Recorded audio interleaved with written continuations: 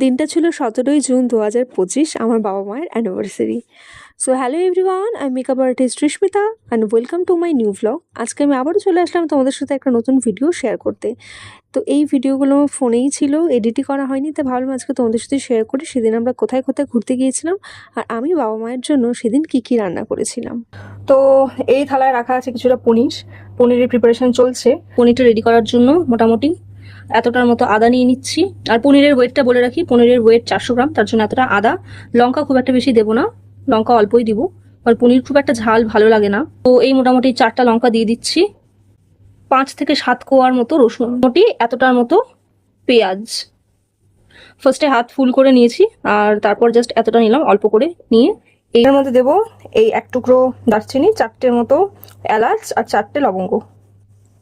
তো পনিরের জন্য আদা রসুন পেঁয়াজ আর দারচিনি লবঙ্গ এলাচ যা যা দেখালাম সেই মশলাগুলো বেটে আমি এখানে রেখে দিচ্ছি। এখানে মশলাটা বাটা আছে।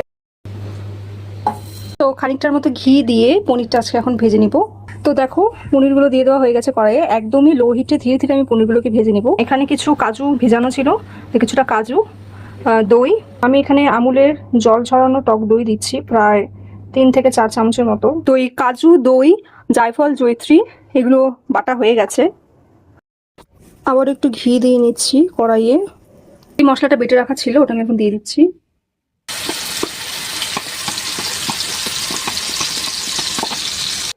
মিডিয়াম ফ্লেমে নিয়ে আমি এইভাবে ধীরে ধীরে কষিয়ে নেবো। কষানো হবে, দেখবে যে কষানো হয়ে গেলে না এইভাবে তেল ছাড়া শুরু করে দেবে। তেল এরকম ছাড়া শুরু হয়ে গেলেই বুঝে যাবে যে হ্যাঁ হয়ে গেছে। এই কাজু বাটা যে মশলাটা ছিল এটাই আমি ঢেলে দেবো এখানে। কাজু বাটাটা ঢেলে নেওয়ার পর মশলাটার সাথে ভালো করে আমি মিক্স করে নেব। তো দেখো এই বাটিটার মধ্যে আমি খানিকটা জল নিয়েছি, অল্প জল নিয়ে মোটামুটি হাফ চামচের মতো একটু লবণ দেবো এর মধ্যে, আর একদমই অল্প হাফ চামচের থেকেও কম একটু লঙ্কার গুঁড়ো আমি মিক্স করে দেবো, করে মিক্স করে নিচ্ছি। তো এই মশলাটা না, এই যে জলটা আছে জলটা এই মশলার সাথে মিক্স করে দিচ্ছি।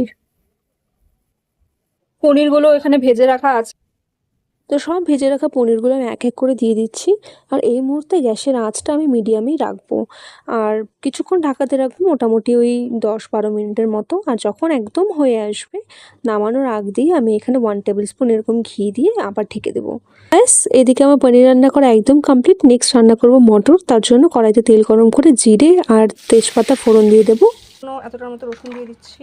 মটর আছে মোটামুটি 250 বা 300 গ্রামের মতো, তার জন্য এতটার মতো রসুন, এতটা আদা, এতটার মতো লঙ্কা। মটর একটু ঝালঝালি ভালো লাগে, তার জন্য মোটামুটি আরও 2টাই শুকনো লঙ্কা দিয়ে দিচ্ছি।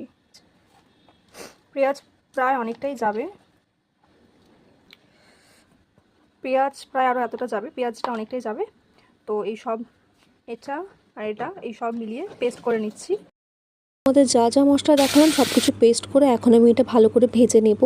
আর যখন মোটামুটি ভাজা ভাজা হয়ে আসবে তখন আমি এখানে স্বাদ মতো হলুদ লবণ দিয়ে নেব, দিয়ে মশলাটাকে আরও একটু ভালো করে ভেজে নেবো। যখন ওটা তেল ছাড়া শুরু করবো তখন এখানে অল্প লঙ্কার গুঁড়ো আর জিরের গুঁড়ো দিয়ে খুব ভালো করে মশলাটাকে একদম কষিয়ে ভেজে নেব। যখন এটা রেডি হয়ে যাবে তখন এর মধ্যে আমি ছোটো ছোটো করে কেটে রাখা আলুগুলোও দিয়ে দেবো, দিয়ে এটাকে আমি আরেকবার ভালো করে ভেজে নেব আর একটু জল দিয়ে নেব, তাতে কী হবে আলুগুলো ভালো মতো সেদ্ধ হয়ে যাবে। তো সবটা এইভাবে করে নেওয়ার পর যখন জলগুলো একদম শুকিয়ে যাবে আর আলুগুলো সেদ্ধ হয়ে যাবে তখন মটর দেখে সেটার প্রয়োজন অনুযায়ী জল দিয়ে যতটা সেদ্ধ করা মটর ছিল সবটা দিয়ে দিলাম। আর গ্যাসের আঁচটা মিডিয়ামে রেখেছিলাম, বেশি জোরে দিলে মটর টটর সব গলে যাবে।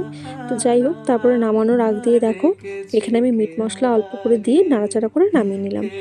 তো ব্যাস, এখানে দেখো আমার মটর রান্না করা রেডি। এখানে পনির আর এখানে ফ্রাইড রাইসও রান্না করেছিলাম, তো ফ্রাইড রাইসের ভিডিও করা হয়নি। তো এই সবকটাই আমি করেছিলাম, মটর পনির আর ফ্রাইড রাইস। ওইদিকে মা হচ্ছে লুচি পায়েস এগুলো করেছিল, কারণ পায়েস আমি করতে পারলেও লুচিটা অত ভালো পারি না, তাই ওটা করলে লুচি পায়েসের দায়িত্ব মাই নিয়ে নেয়।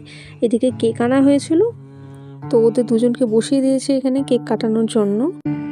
কে প্রথম কাছে এসেছি, কে প্রথম চেয়ে দেখেছি, কিছুতেই পাই না ভেবে। তো সেদিন ছিল বাবা মায়ের 24 বছরের ম্যারেজ অ্যানিভার্সারি। খুব ছোটোখাটো করেই ঘরে সেলিব্রেশন করা হয়েছিল। তখন আমাদের প্ল্যান ছিল যে এই উপলক্ষে কোনো একটা রবিবার করে আমরা কোথাও ঘুরতে যাব সবাই মিলে, কারণ নর্মালি যদি কোনো জায়গায় ঘোরার হুজুক না তোলা হয় তাহলে কিন্তু ঘুরতে বেরোনোই হয় না। তো সেরকমই আমরা একদিন রবিবার সকালে সবাই মিলে রেডি হচ্ছিলাম, আর আমার মা ঠিক এই শাড়িটা পরবে, তা আমি রেডি হওয়ার আগে মার শাড়িটা পিন করে রাখছিলাম। আর এখানে আমি একটা নর্মাল যা সানস্ক্রিন দিই, টিন্টেড সানস্ক্রিনই অ্যাপ্লাই করছিলাম, কারণ যেহেতু সারাদিন বাইরেই ঘুরে বেড়াবো তার জন্য সানস্ক্রিনটাই ইউজ করলাম। তো তার আগে একটু ব্লাশ দিয়ে নিচ্ছিলাম পাউডার সেট করার আগে। তো এখন সানস্ক্রিন দিলে আর বাইরে যেহেতু ঘুরবো ঘামও হবে, সেই কারণে অল্প অল্প করে পাউডার দিয়ে গোটা ফেসটা সেট করে নিচ্ছিলাম। দিনের বেলার জন্য খুব বেশি মেকআপ করার মনও ছিল না, আর অত ভালোও লাগে না সাজতে। একদম টাচ আপ যতটুকু না করলেই না অতটুকু করছিলাম।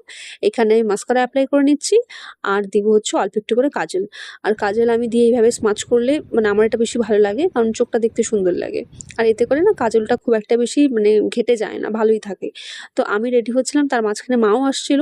তো তখন আমি আবার মাকে যেই শাড়িটা পিন করে রাখছিলাম সেই শাড়িটা ভালো করে প্লিটসগুলো এইভাবে বসিয়ে দিচ্ছিলাম, আর মাকেও সেমভাবে অল্প একটু করে সানস্ক্রিন আর হচ্ছে এরকম সানস্পটার দিয়ে দিচ্ছিলাম। এই হতে হতে আমি আর মা যে কী কথা বলছিলাম তা তো মনে নেই, তবে আমার যা মনে হয় মাকে এটাই বলছিলাম যে মা দেখো তোমাকে না হাসলে এরকম ফোনের ক্যামেরাতে কিরকম বিড়ালের মতো লাগছে, একেতেই মুখটা গোল একদম আমার মার, আর চুলগুলো দেখো কিরকম সামনের চুলগুলো এতটাই লম্বা লম্বা হয়ে আছে যে একদম বিড়ালের মোছের মতো লাগছে।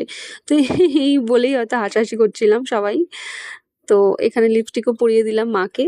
তো আমি আর মা অলমোস্ট রেডি একদম, আর বাবাও রেডি, গাড়িও চলে এসছে। তো এবার আমরা চলে গেলাম আমাদের লোকেশনের উদ্দেশ্যে। আর আমি এখানে চশমা পরে নিয়েছি, তার কারণ আমার রোদ যদি চোখে লাগে প্রচণ্ড মাথা ব্যথা হয়। এমনিও আমার পাওয়ার আছে, পাওয়ারিংয়ের চশমা। তবে এই চশমাটা রোদে যাওয়ার পর এটা না চেঞ্জার, মানে একদম সানগ্লাসের মতো এটার কালার চেঞ্জ হয়ে যায়, ব্ল্যাক টাইপের হয়ে যায়। তো রোদ্রের আলোর থেকেও আমার চোখটাকে বাঁচিয়ে দেয়, যেই কারণে মাথা ব্যথাটাও কম হয়। তো আমাদের সেদিনকার লোকেশন ছিল হচ্ছে লুপ ব্রিজ। লুপ ব্রিজ হচ্ছে মানে এটা যেহেতু বললামই 2025-এর ভিডিও, তখনই এই ব্রিজটা হয় আর খুব ক্রেজ ছিল সবার, সবাই ঘুরতে যাচ্ছিল। তো সেটা দেখে আমার বাবারও খুব ইচ্ছা হয়। তো বাবা বলে চল তাহলে এবার খুব বেশি কিছু করবো না অ্যানিভার্সারিতে, সবাই মিলে চল ঘুরে আসি। তো তাই করেই আমরা রবিবার দিন ঘুরতে বেরিয়েছিলাম। আর ব্রিজটা কিন্তু বেশ খাড়া, অনেকটা উঁচু, মানে ফোনে কতটা বোঝা যাচ্ছে আমি জানি না, তবে বেশ উঁচু। আর বলেই দিলাম যেহেতু আমার বাবা মার মানে অ্যানিভার্সারি জুন মাসে, তো একদম বুঝতেই পারছো কতটা রোদ আর কতটা গরমের মধ্যে। দেখো আমি যেরকম বললাম আমার চশমার কালারটা কিন্তু চেঞ্জ হয়ে গেছে। তো এখানে সবাই চা-টা খেতে দাঁড়িয়েছিল, মা বাবাও চা খাচ্ছিল। তো আমি বললাম আসো তাহলে তোমাদের কয়েকটা ছবি তুলে দিই। ছবিগুলো বেশ ভালোই আসছিল। আর এদিকে দেখো আমার বাবা কেন সবার বাবাই মানে পাথর পেলে পাথরের গায়ে একটা এরকম পা দিয়েই ফটো তুলবে, মানে ওটা তুলতেই হবে, পাথর দেখলেই এরা পাথরের গায়ে পা দিয়ে ফটো তুলবে। তো ওগুলো সব কমপ্লিট করার পর আমরা নেক্সট চলে আসলাম এরকম বেঙ্গল সাফারিতে। অনেক দিন ধরে ইচ্ছা ছিল আসবো আসবো, বেশ কয়েক বছর হয়ে গেছিলো আসার জন্য, তাও আমরা আসতে পারছিলাম না, কিছু না কিছু ঝামেলা একটা হয়েই যায়। তো আমরা এদিক দিয়ে গেলাম, কারণ এদিকে টিকিট কাউন্টার ছিল, বাবা চলে গেল। আর এখানে দেখো চার্ট এরকম দেওয়া আছে কোনটার জন্য কি কি কিরকম প্রাইস। তো টিকিট কাটা হয়ে গেছে। এইবার আমরা যে মানে ওই বাঘ টাক যা দেখায় সেগুলো দেখার জন্য যে যাচ্ছি। তো এই দিক দিয়ে রাস্তাটা আছে, যেতে যেতে একটা টয় ট্রেনও দেখলাম, ওটা করেও ঘোরা যায়। তো ওটা দিয়ে এমনি পার্কগুলো ঘোরাবে, আর এই গাড়িতে করে ওই সব যা যা ছিল সেগুলো দেখাবে। তো উঠে পড়লাম গাড়িতে। এই পাশে আমার মা ছিল, আর আমার ওই পাশে ছিল আমার বাবা। বাবা একদম মাস্ত, কোনো টেনশন নেই, কোনো কিছু না। তবে আমার সামহাও না কেমন একটা ফিল হচ্ছিল যে গাড়িটা সেফ তো। আমার টেনশন হচ্ছিল, বাট বাবা একদম টেনশন ফ্রি ছিল। দেখো ফার্স্টেই আমাদেরকে এরকম আমরা হরিণ দেখছিলাম আর কি, হরিণ দেখাচ্ছিল। তো হরিণগুলো বেশ সুন্দর ছিল। আর সত্যি কথা বলতে এরকম চোখের সামনে মানে এমনি নর্মাল জুতে দেখা আলাদা, আর এটা এরকম গাড়িতে বসে ঘুরে ঘুরে দেখা মানে একদম চোখের সামনে, এইটার ভিউটা আবার একদমই আলাদা। আর হরিণের গায়ের এই মানে কালারগুলো দেখে মনে হচ্ছিল যেন ওদেরকে কেউ পলিশ করে দিয়েছে, মানে এতটাই সুন্দর ছিল ওদের গায়ের কালারটা। আর এদিকে দেখলাম এই আমাদের ভাল্লুক এখানে বসে আছে একা একা গরমের মধ্যে, খুব মানে বেচারা উসপিস করছিল, তার মধ্যে একা একা বোরও হচ্ছিল, ওর আর কোনো সঙ্গী সাথীও ছিল না। নেক্সট গেলাম এরকম বাঘ দেখতে, আর একটা জায়গায় দেখাতে নিয়ে গেছিলো বাঘ, তবে এতটাই গরম ছিল উনি একদম পুরো ঘুমাচ্ছে ওখানে, তো ওখানে আমরা দেখতে পারিনি। তবে এখানে চিতাবাঘকে দেখতে পাচ্ছিল, এও প্রায় কাহিল, ওই যে বললাম যে গরম জুন মাসে ওদের অবস্থা খুব খারাপ। তো নেক্সট এখানে রয়্যাল বেঙ্গল টাইগার ছিল। তো রয়্যাল বেঙ্গল টাইগার তো মানে সেই এনার্জেটিক ব্যাপার, এনার ঘুম ঠুম এনার ক্লান্তি কিচ্ছু নেই, ইনি দেখি বেশ টহল দিয়ে বেড়াচ্ছে ভেতরে। তো এনাকে দেখার পর আবার নেক্সট চলে গেলাম অন্য একটা লোকেশনে। একই গান গাওয়া তো এই দিকে আবার চলে আসলাম। এটা ছিল হচ্ছে ওই সব মানে কুমির টুমির কচ্ছপ দেখার ওই এরিয়াটা। তো বাবা অনেকটা আগেই চলে গেছিলো। তবে সত্যি কথা বলতে আমার না এই জায়গাগুলোতে আসতে একদম ভালো লাগে না, জল এতটাই ঘোলা থাকে, পচা গন্ধ আমার একদম গা গুলোয়। আমার না ওইরকম কুমির কচ্ছপ দেখতে ইচ্ছা করে না হচ্ছে এই কাদা জলের জন্য। তো যাই হোক আমি খুব তাড়াতাড়ি ওখান থেকে চলে এসেছি। আর এবার যাব এই সাইডটাতে। এখানে ছিল হচ্ছে তোমার সব পাখির জায়গাগুলো, তো এইটা আমার দেখতে দারুণ লাগে। আমার কথা বলার সাথে সাথে হয়তো পাখির আওয়াজও তোমরা শুনতে পাবে। আর আমি বরাবরই পাখি খুব ভালোবাসি, তো এই জায়গাটা এসে আমার সত্যি খুব ভালো লাগছিলো। তো এই সমস্ত কিছু ঘুরে ঠুরে তারপর আমরা খাওয়া দাওয়া কমপ্লিট করে আমাদের বাড়িতে আমরা চলে আসি। তো এই ছিল আজকে ব্লগ, জানিও কেমন লাগলো। না ভেবে কে প্রথম ভালোবেসেছি